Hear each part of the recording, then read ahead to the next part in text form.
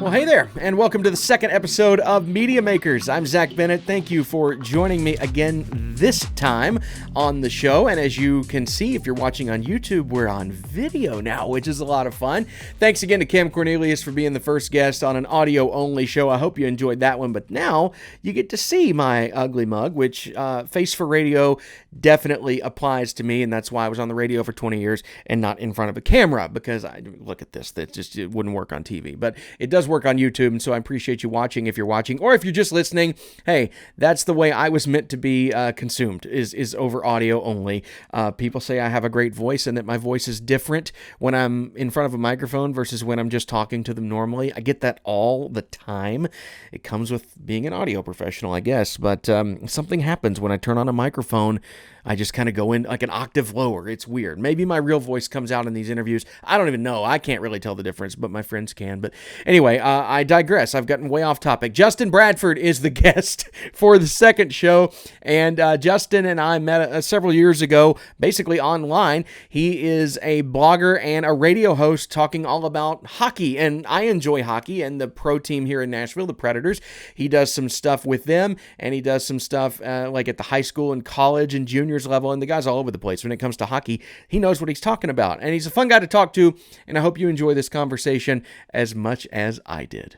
Justin, how's it going, man? It's going all right, man. It feels like it's been forever since I've had lots of contact with people, but it's going as well as it can right now.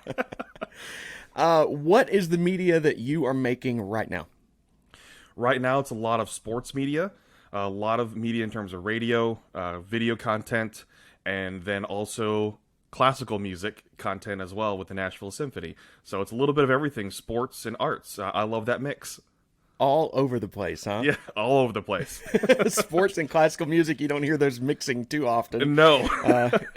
You don't hear a lot of Mozart at baseball games. But yeah, you and I have known each other for a few years. We really just became connected online through your work, through your media, and what it is that you do. And I know that you host a radio show. Tell us a little bit about that and how that whole thing came to be. Sure, yeah. So I host Penalty Box Radio. It's on ESPN 102.5 The Game in Nashville, and it's a weekly radio show talking about hockey. I mean, I don't want to say the Predators necessarily because we try to do things that aren't just Predators focused. That's kind of been our thing ever since we started was, hey, let's not focus on just one thing. Let's focus on the entire thing of sport, because for our media that we try to make, we want to give people media coverage that don't typically always get media coverage. That's kind of been our MO ever since we started. And it started off, and people that know this will probably laugh, we started off on Blog Talk Radio, which is... I remember that. Oh, yeah, an internet-based radio platform in the early 2010s. The audio quality was awful.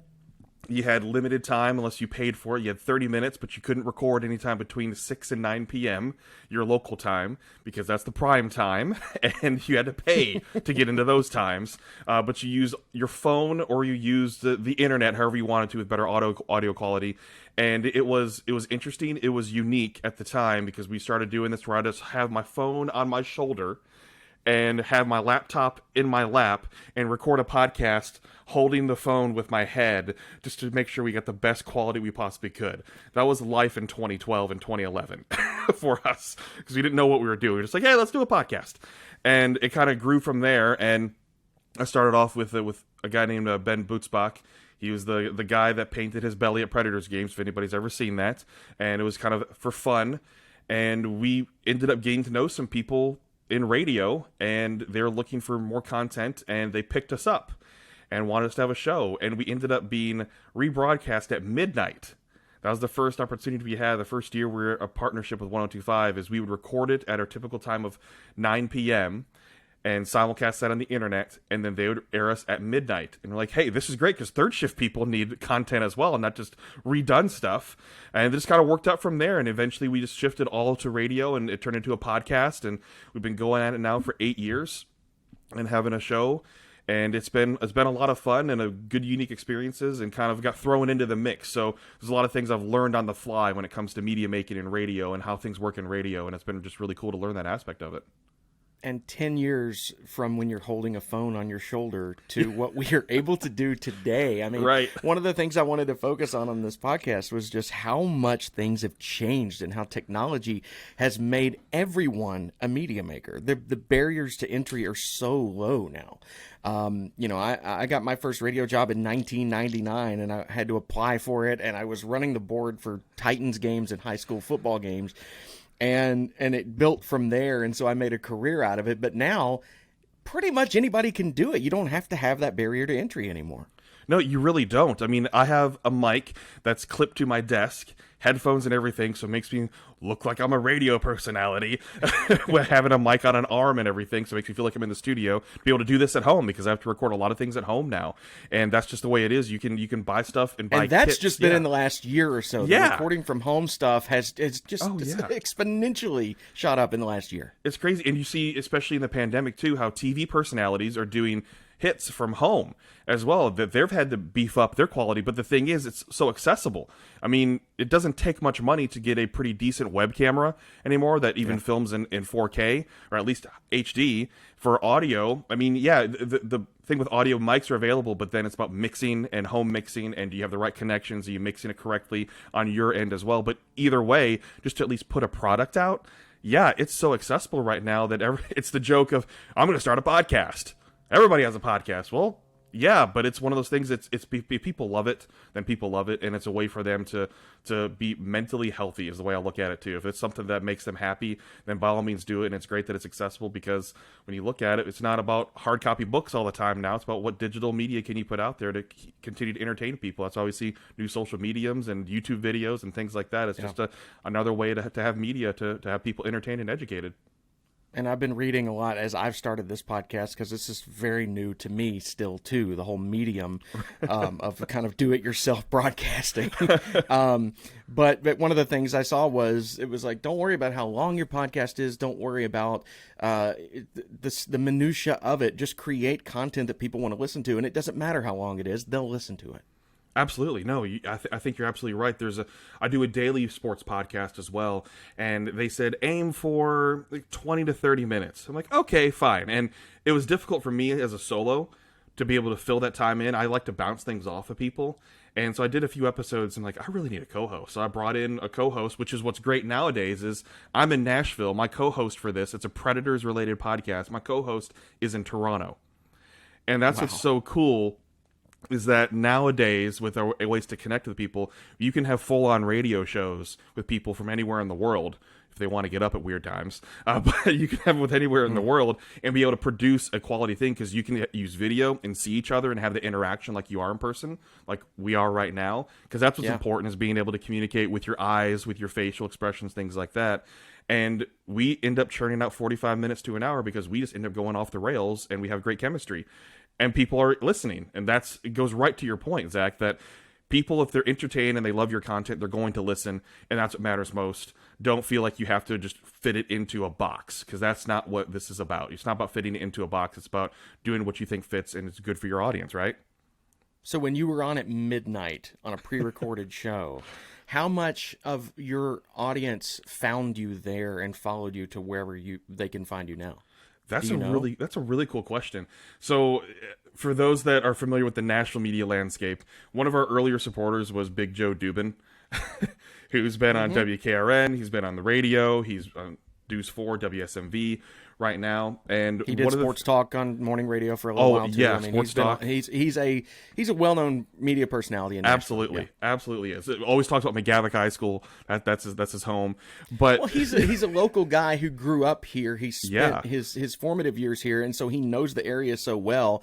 And he's kind of a smart ass on social media and on TV. Oh yeah, and so people are just naturally drawn to him. He's just a really funny guy. He's a character, and he stays in that character as well. And it's one of those things it's difficult to get him out of his character, because he's in it so often. Like you know, there is a difference too when you talk to him. There's sometimes when he takes the wall down and you're just talking to Joe, and there's oftentimes talking to Big Joe, and it's curious too, because he flips that switch so quickly.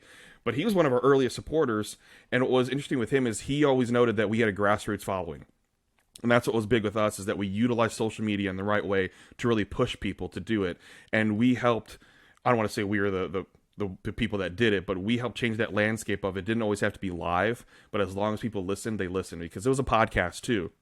We wanted live because we wanted people to interact with us live, but we found that people would stay up to listen and make an appointment listening because of social media, because we'd try to bring on as good guests as possible. Not on a Blog Talk radio show, we had Kevin Weeks, former NHL goaltender. He was on NHL Network. He was a broadcaster. We had him on a Blog Talk radio show. It wasn't even just a podcast with good quality. This was you need to call this number in order to get in. We can't call you type of show. There was no way. We had him on. We had some decent guests for the type of show we were, and because we were just willing to put ourselves out there and make asks. And so we developed that whole aspect of we're going to try to aim high for our types of guests, and we developed a following that was grassroots, and it was really grassroots. I mean, when we first started, we had a campaign to get to 500 followers on Twitter. And to do that, we got to 500 followers, but Big Ben, what he did is he would go for a quick swim in a Great Lake, because we were in Michigan and Canada at the time for a junior hockey road trip where the outside temperature was in the 20s. Like, if you get us to 500 followers, he's going to go take a dip in this lake. And he did. He had to go do that, and he was crying afterwards. We did it, and now it's kind of funny to think back, because I think we're at like 7,000. It's not a big deal for how many followers we have, because we mainly push news on that page. Yeah. But it was like we had to do a big thing to get to 500, and now we're well over 6,000. So it was all grassroots. That's what we really did, utilize social media, because that was the early days of Twitter, when you really think about the early 2010s, and that's how we did that there too. And so for you, Zach, I got a question for you then. For you and your media landscape, were you about building your brand? What was the whole thing when you were in radio, especially like in country radio and stuff like that? What was your kind of aspect of looking into that? Everybody kind of, I was part of a bigger team everywhere I worked. It was the station was the brand. The music that we played was the brand. Our personality as a radio station was always the brand. It was never about me or what I was trying to build. I was just working toward building whatever our brand was. So when I was a program director in Alabama, I was the program director of WUMP Sports Radio 730 The Ump in Huntsville, Alabama. I've been on that radio station a few times. Oh yeah, well it's a legend in that market. Yep. Nobody listens to it, but it's a legend in that market. But it has a weak signal. It's not exactly the strongest station in town. I know what that's like. When I was building that brand, I was really in charge of that brand when I was down there, and we were the Alabama football station. That was our bread and butter. We played Alabama football on every Saturday for 12 Saturdays from September to December, and hopefully once in January. And our entire station was built around that. Everything else gravitated around that. So we were doing Alabama football events in May and in June. It was to get people hyped up for the season. So that was one thing I was really having to do was just find ways to tie in minor league baseball with Alabama football, because it's the only thing anybody really cared about, right? Right. It's North Alabama. That is what their entire year revolves around in the sports world. There's other things going on there, obviously, but for the listeners of my station, that's what they cared about. Everything else was just bread and butter that's a bad choice of words, but it was everything else was just something to get them through, to bide their time until the next football season started. And we would have morning shows and afternoon shows, and what we talked trash between Alabama and Auburn all year long. That's all it was. So that was my experience in working to build a brand or whatever. What now then it makes me curious too, especially when it's the off season, because college football, the actual season is so small compared to the rest of the year, but everyone talks. It's the shortest of any sport. Yeah, yet it takes up an entire year, and people are able to dedicate an entire year. What were meetings like then come February in terms of, okay, we got to come up with Alabama stuff? What went on? February was National Signing Day. Right, and we would do an entire day of live programming from dawn until dusk of just talking about these recruits, which to me is insane. I mean, I like college football. I love watching it on Saturdays in October. I couldn't care less about the high school players that they're recruiting until they get on the field. That's just, I know a lot of people do. Sure. And absolutely. I don't, if that's your thing, that's cool. But, and it was a thing this week. I noticed a lot of people were talking about National Signing Day. To me, it's just like, I don't even recognize the players until they score a touchdown. I don't even know who they are. But that was our big thing in February. And then in leading up to April is called A-Day down there. That's the spring game. Okay, yep. And so they do a full-on scrimmage between, two Alabama teams. They'll divide the team up into two and play a scrimmage, and they'll put 60,000 people in the stadium for that. And so we would do a whole day of coverage for that, just like it was a game, just like they were playing against Georgia. We would do the pregame show 5 hours before, and then we would roll into the network pregame show that was 2 hours before, and then the game itself. And it's like, it's a scrimmage. It's practice. But talk about practice. Yeah, exactly. And then you get past that. And then once you would get into the summer, then it was just hype until, that first game's against USC, so let's talk about them. And it was just constant that way. It was always but a people topic ate it of up. discussion. They ate it up. And people ate it up. Yep. Our listeners, we had a very loyal listener base. We didn't have a very broad listener base, but we had a very loyal listener base, and we would have the same guys call in every day and talk about the same stuff. And they just kept listening. I don't know how we grew the brand much doing that, but I mean, it wasn't all Alabama. We had a guy named Wolverine Dan, who was a big Michigan fan, and he would call in. So he'd be a friend of yours. You and him would get along really well. And we had Gator Mike, who would call in from. He was a big Florida fan, and so everybody had their own little thing, and they would call in and. It was college football all the time. Loyal. But it made the games that much more exciting in September and October because you felt like you had something to root for because these guys. You talk about building a brand, building a personality. Our callers built their own personalities. Right. And we had a guy, and we just lost him a couple weeks ago, and his name was Zach Green.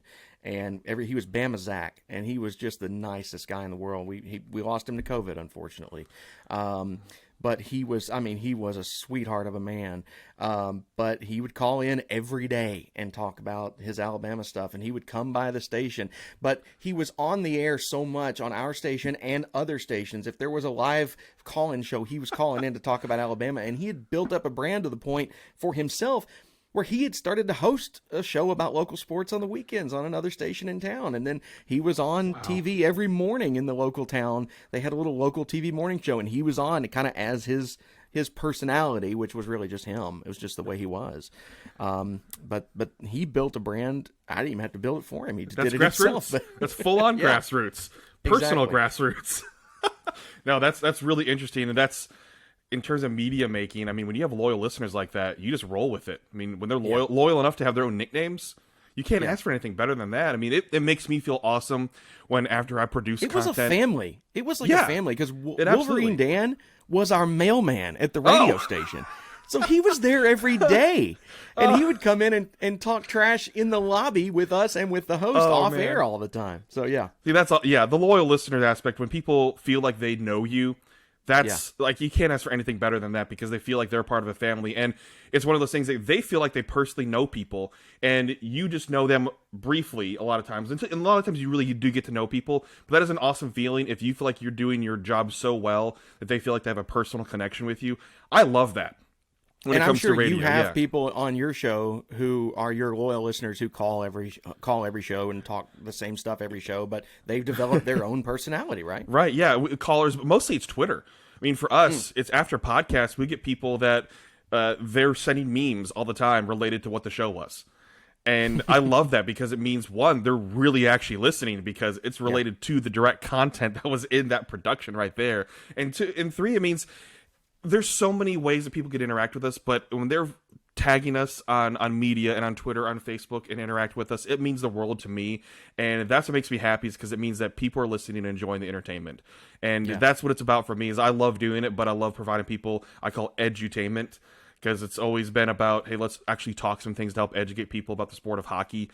That's what the main thing is for me, is to help grow that fan base and to make them a more well-rounded fan. That's why we've always focused on things that aren't just the NHL team, but things that are local as well, whether it's high school or junior or minor, women's hockey, anything else, is that we want to make them a well-rounded fan. And a story I want to share that really sticks with me is early on in our days with the draft, kind of like National Signing Day, but this with the NHL draft or with any draft in any pro sport. People obviously, most casual fans are like, "Oh, that's cool. Who did we get? He does what? Oh, that's great." And then 3 years later, you're going to see him. Yeah, and that's totally fine. And there's some fans that want to know more. And so what we kind of tried to do to help our listeners, especially because really getting into the sport is still pretty new in the early 2010s, because the fan base overall, I don't want to say it was casual, but it was one of those, you had very few select diehards, but a lot of people didn't know much about the sport in general. They just knew about the Predators. And to really make yourself into a quote-unquote hockey town, you got to be more than just about the pro team. If you're going to be talking about all the different kinds of things. And so we told people, like, look, with the draft, pick one prospect.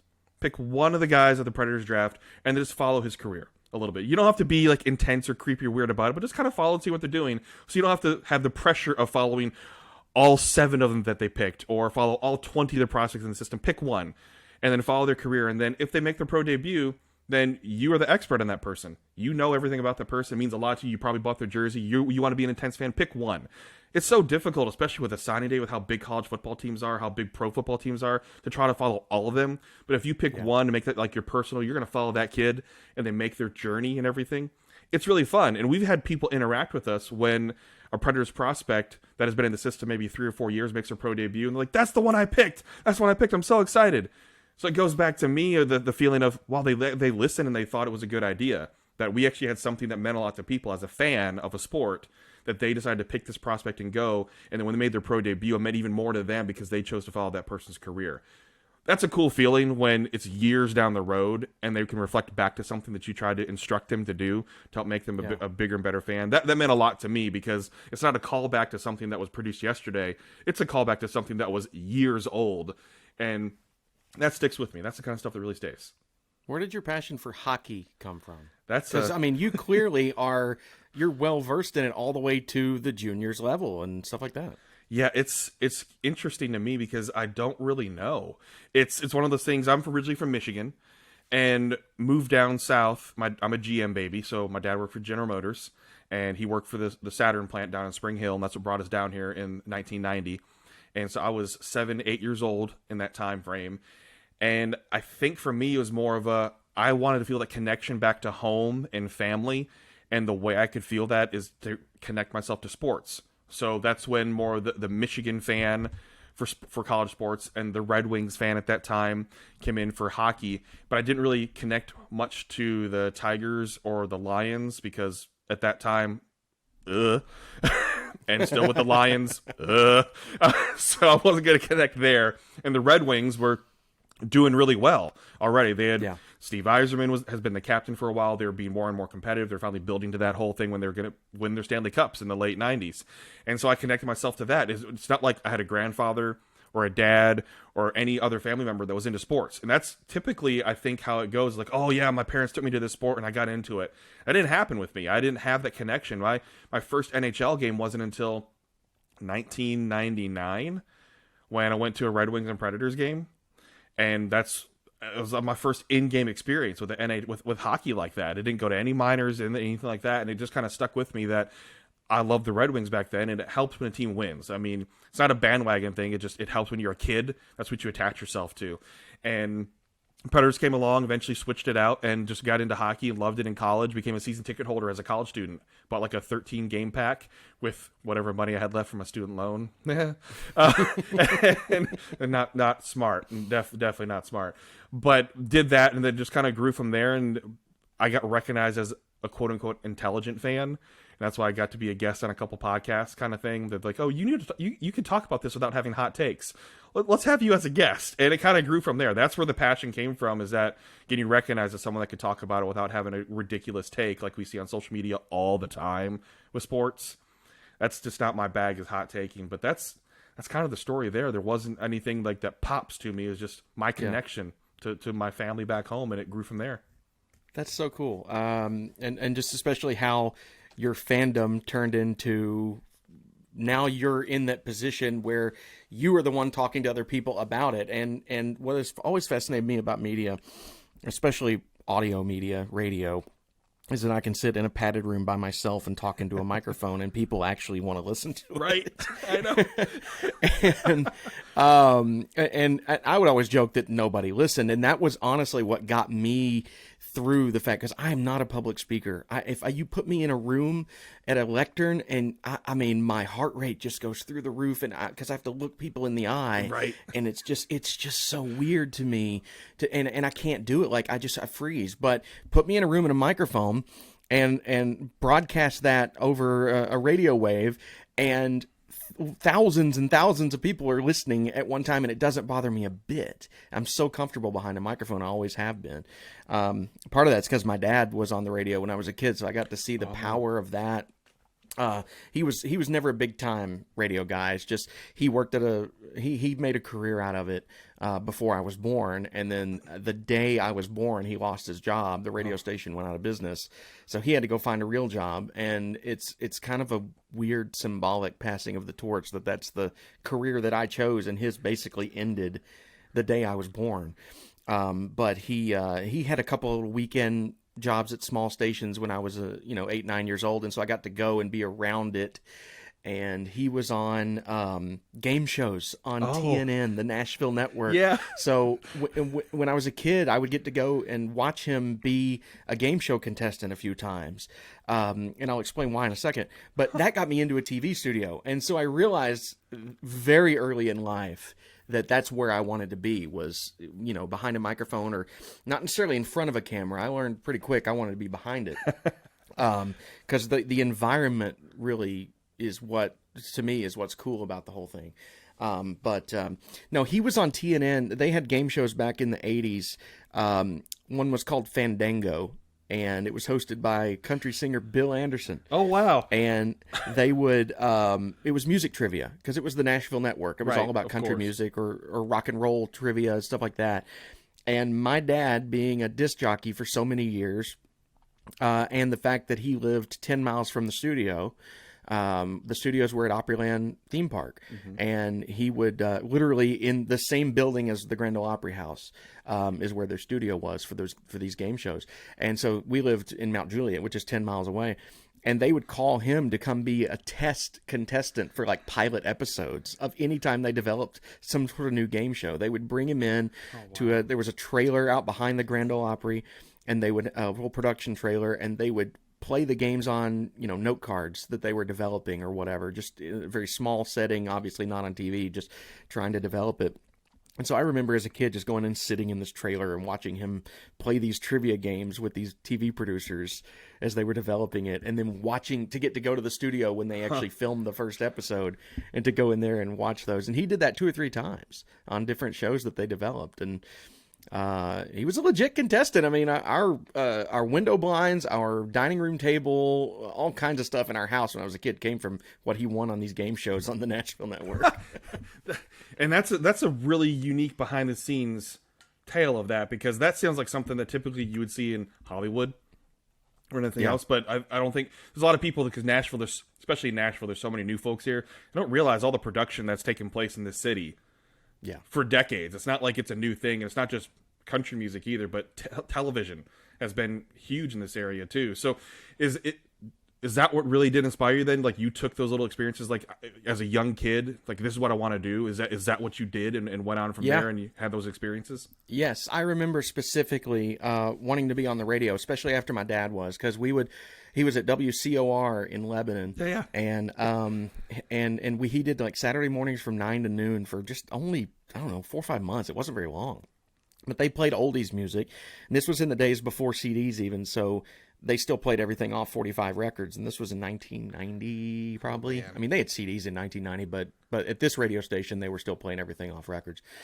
And so I would go home and I would go into my bedroom, and I had a little stereo, and I would play records on the stereo and pretend that I was on the radio. That's awesome. And would make these little mock radio shows when I was like 9, 10, 11 years old in my bedroom. And then once I got the opportunity to actually do that for a living, I jumped at it. And that's pretty much all I've ever done for a career.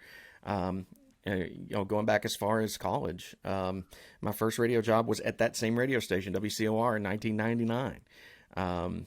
And since then, I've been all over the place. But 22 years later, I'm not on the radio anymore. And we get back to the podcast thing that we were talking about earlier.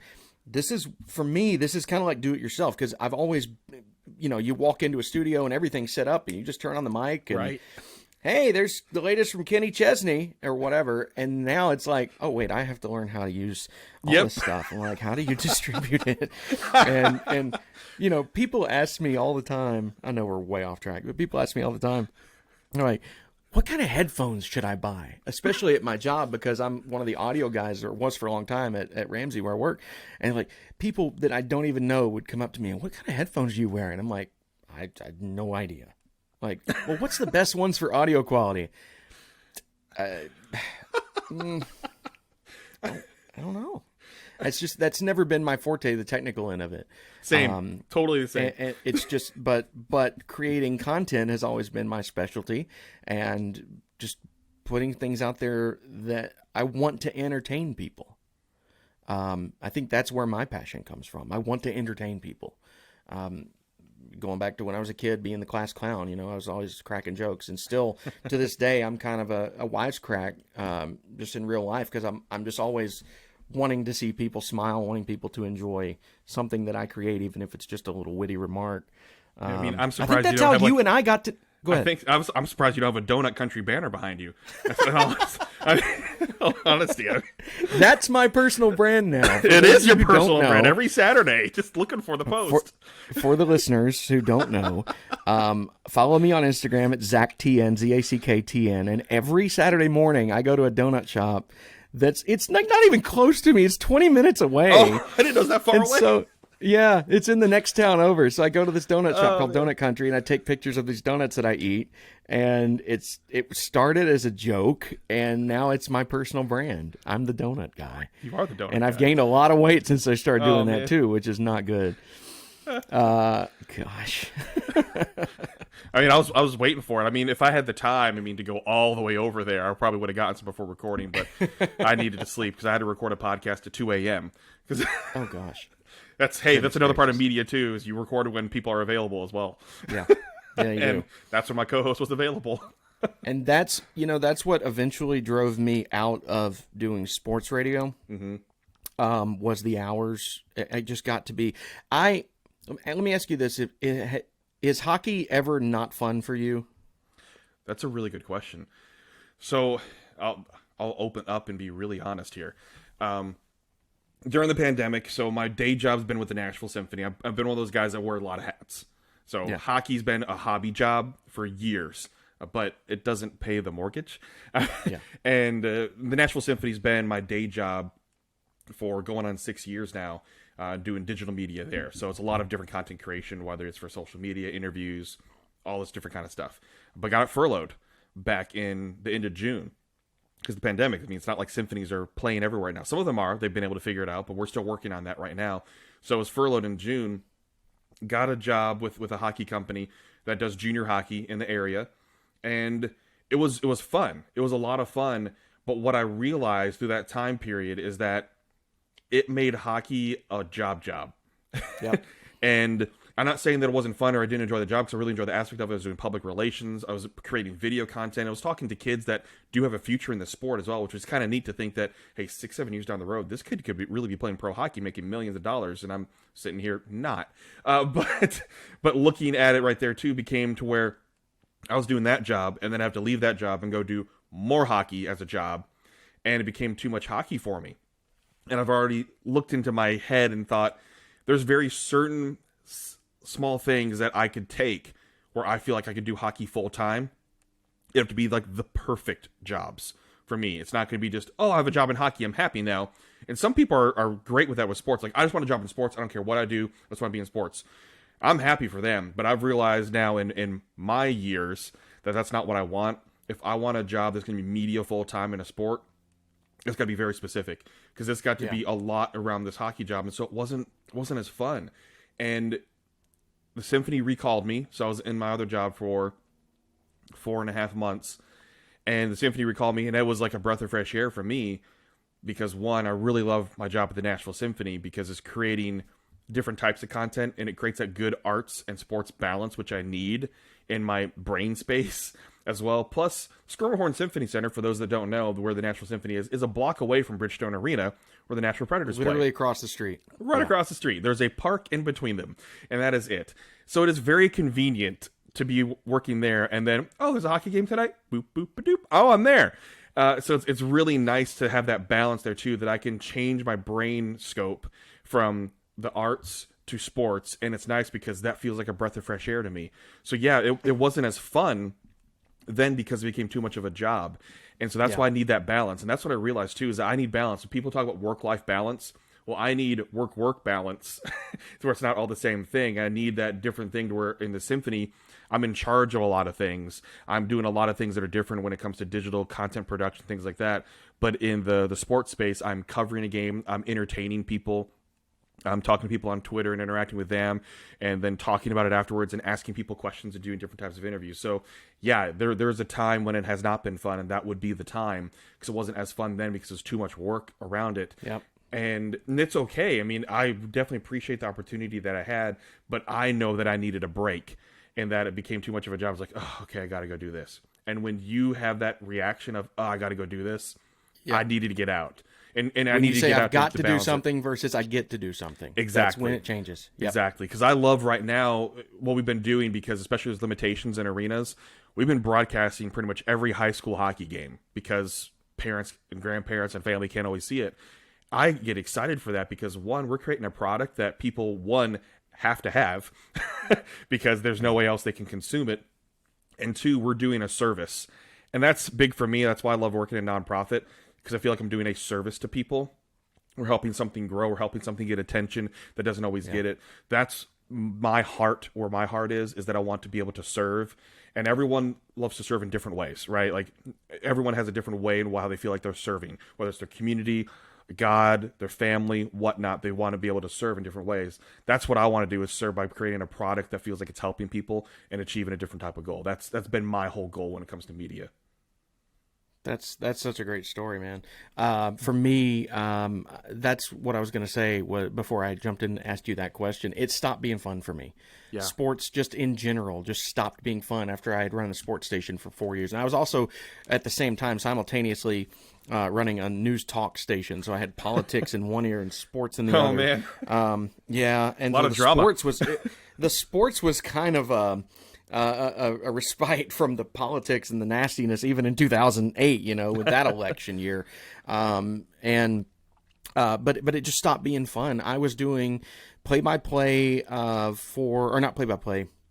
What was I doing? Gosh, I did all kinds of stuff. I did play-by-play for a local high school football team for 3 years. Then I took a year off and hosted a scoreboard show on Friday nights, and then went back for my last year in Alabama and did play-by-play for a different high school team.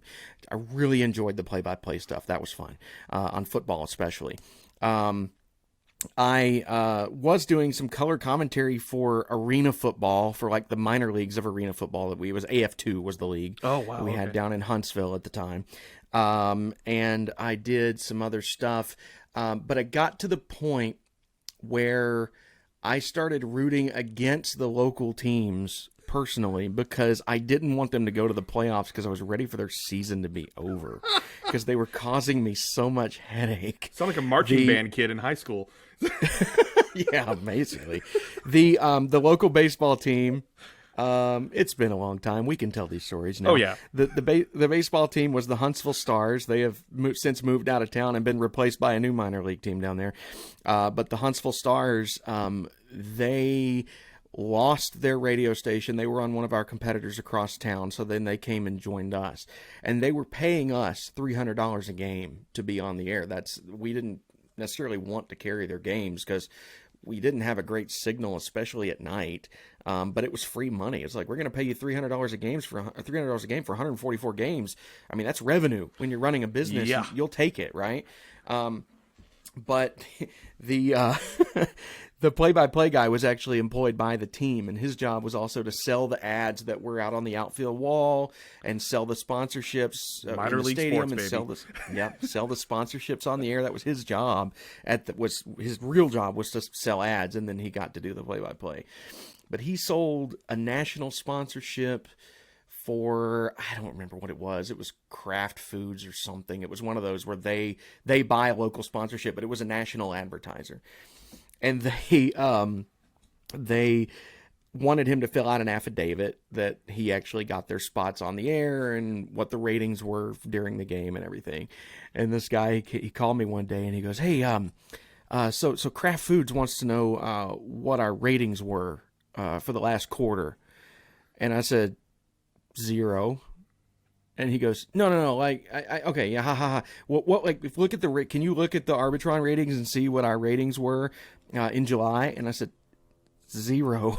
It was like, we got 0 listeners.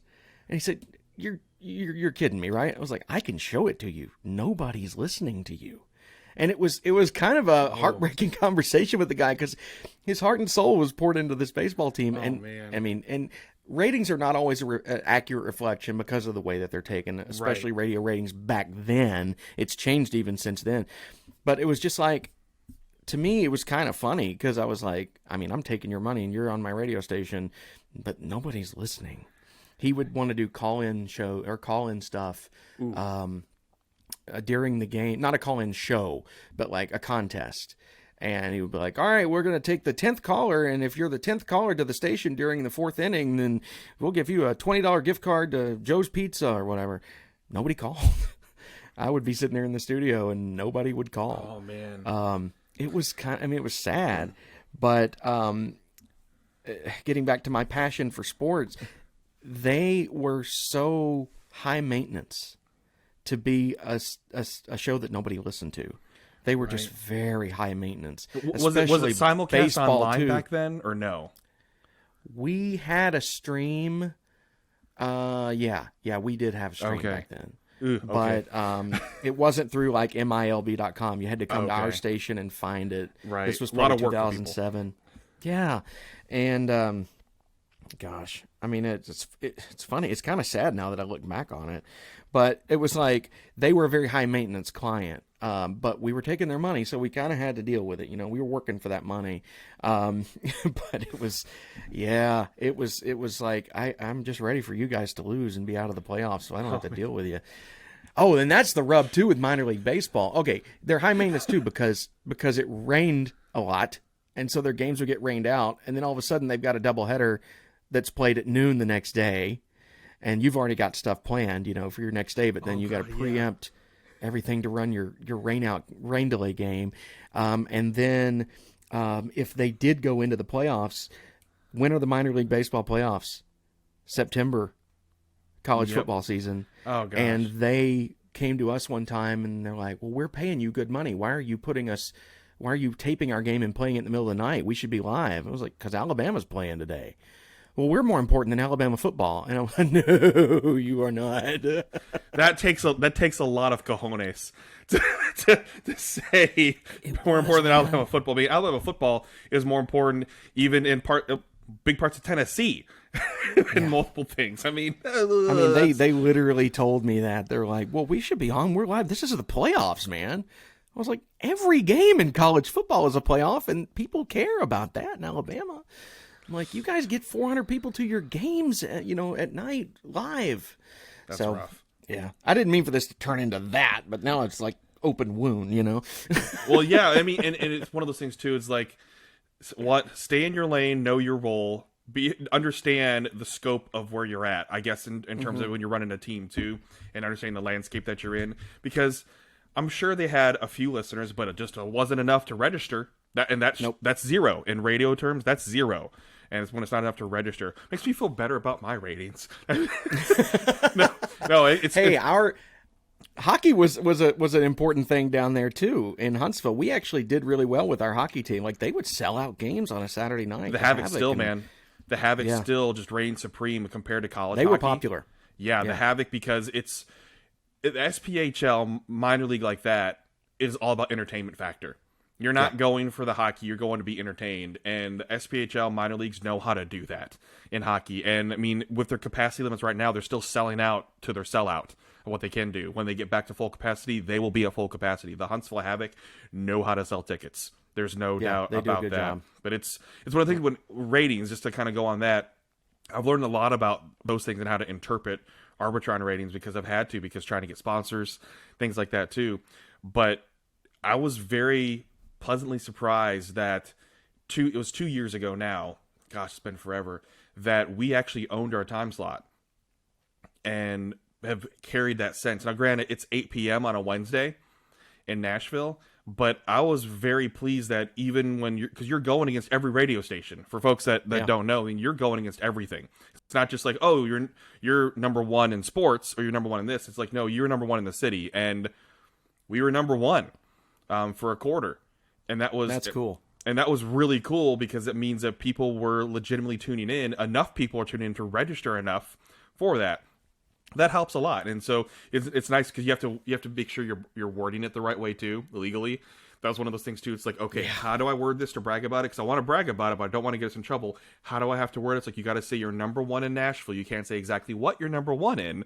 You can't say this, you can't say that, because legally people could come back to us and you can stir up a whole bunch of things. You got to say it this way.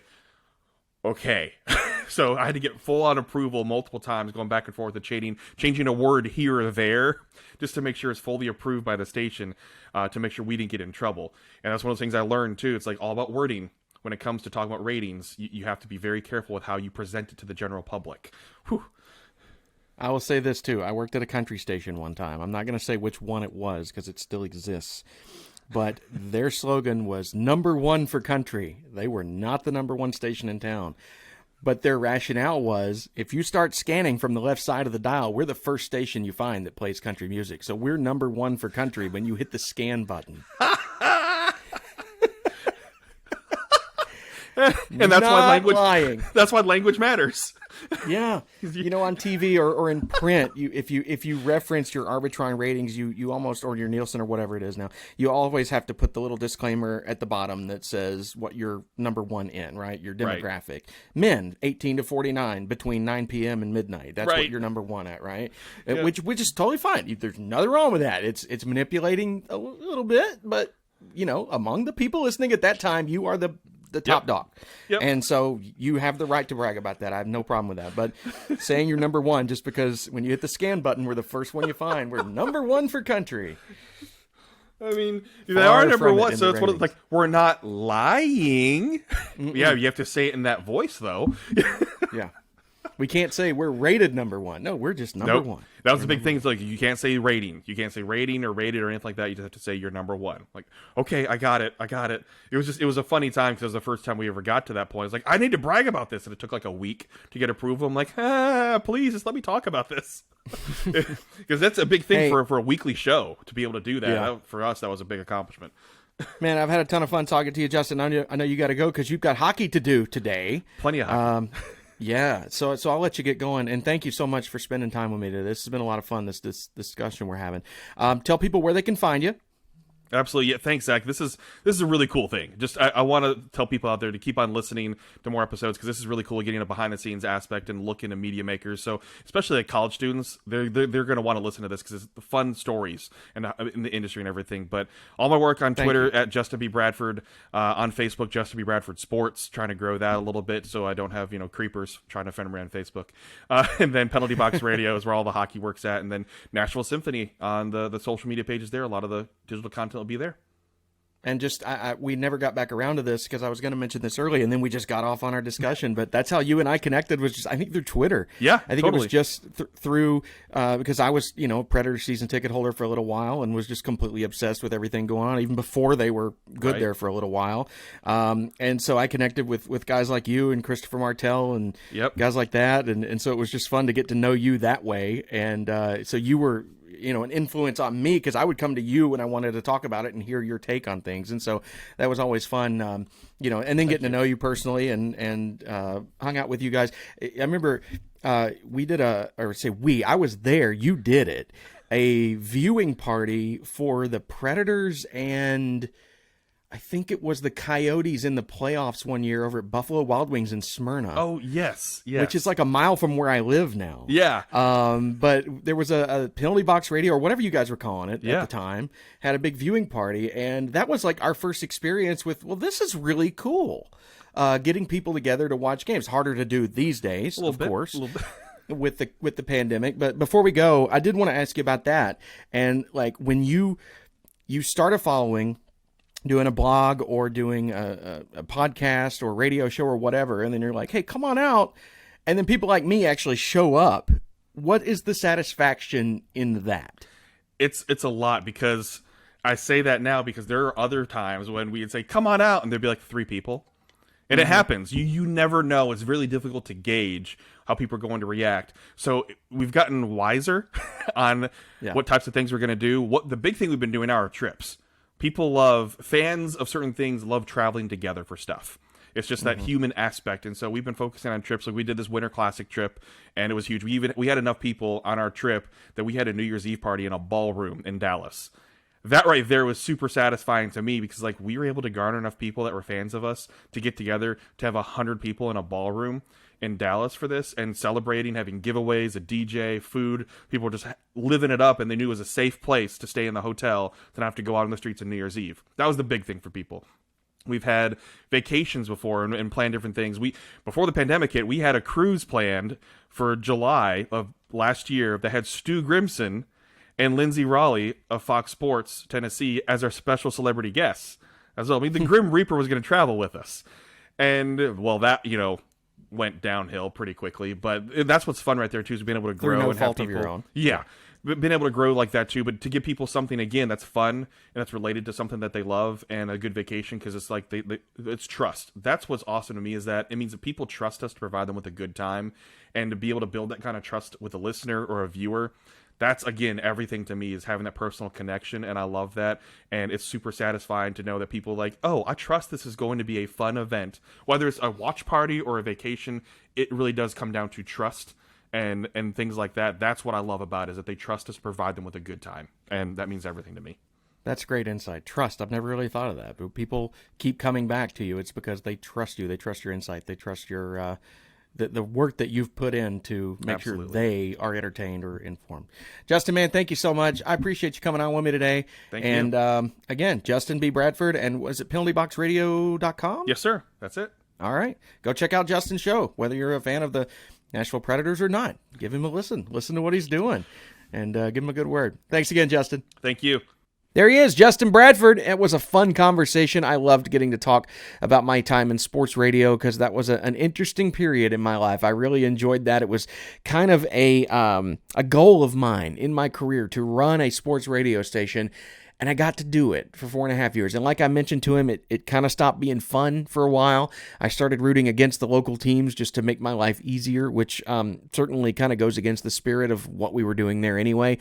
But looking back on that time, now that we're more than a decade past it, it was a fun experience, and I really enjoyed my time. And Huntsville's a small market, and I think it was fun to kind of be in that world, in that small market, and develop those friendships with those local listeners before I got to really, to work in a big market in sports radio. I kind of dabbled in that too. I didn't mention that, but my sports radio career started here in Nashville at 104.5 The Zone. I was there on the day they launched it, and I'm sure we'll get into that story sometime down the road with one of the future guests, but I was kind of an associate producer. I didn't really have a title. I was just kind of a gopher. I did everything at that station in Nashville, but then turned that into a full-time career in Huntsville, Alabama, which is only about 100 miles south of Nashville. But I digress. We'll get into that on a future episode. Thank you again for being here for Media Makers. I certainly appreciate it. If you enjoyed this episode, or even if you didn't, you could do me a favor. Give me a thumbs up and a subscription on YouTube. 5 stars on your podcast app. Subscribe, rate us, do whatever you got to do. Let's get this thing growing if you've enjoyed it. And I hope you have. And we'll see you next time, whenever that is. Hopefully a couple weeks from now with a new guest. Don't have anything to promote right now because I don't know who that guest is going to be, but we'll get there. Thanks again for watching and listening to Media Makers with Zach Bennett.